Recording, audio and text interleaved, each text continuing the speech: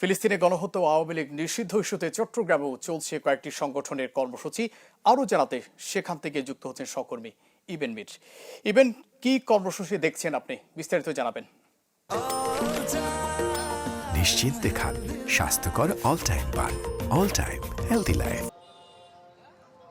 মঞ্জুর, এই মুহূর্তে শিক্ষার্থীরা তাদের যে কর্মসূচি সেই কর্মসূচি এই মাত্রই তারা কর্মসূচির যে সমাপ্তি সেটি করেছেন। পাশাপাশি শিক্ষার্থীরা বলছেন আওয়ামী লীগকে যে নিষিদ্ধ সে নিষিদ্ধ আসলে তারা এখনও দাবি জানিয়ে যাবেন। 5 আগস্ট তারা ঘরে ফিরে যাওয়ার কথা থাকলেও তারা আসলে ঘরে ফিরে যাননি। তারা আসলে বলছেন যে এনসিপি পক্ষ থেকে মূলত এনসিপির ব্যানারে আজকের এই যে কর্মসূচি সেটি পালিত হয়েছে এবং শিক্ষার্থীরা বলছেন যে মূলত তাদের অভিযোগ ভারতীয় প্রেসক্রিপশনে আওয়ামী লীগের প্রতিষ্ঠিত হওয়ার কাজ করছে দেশের সেটির বিরুদ্ধে তাদের অবস্থান।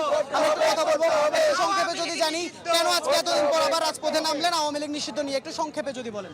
দেখুন, 7 মাস হয়ে গেছে, এখন পর্যন্ত আওয়ামী লীগের বিচার করা যায় নাই এবং আওয়ামী লীগকে পুনর্বাসন করার চেষ্টা করা হচ্ছে। আমরা আমাদের গণঅভ্যুত্থানে আমাদের যে শহীদেরা আমাদের ভাইয়েরা জীবন দিয়েছে তাদের আওয়ামী লীগকে ফিরিয়ে আনা মানেই হচ্ছে আমাদের সেই সব শহীদ ভাইদের সাথে বেইমানি করা, তাদের রক্তের সাথে বেইমানি করা। একটু যদি বলেন কেন আবার এই যে কর্মসূচি?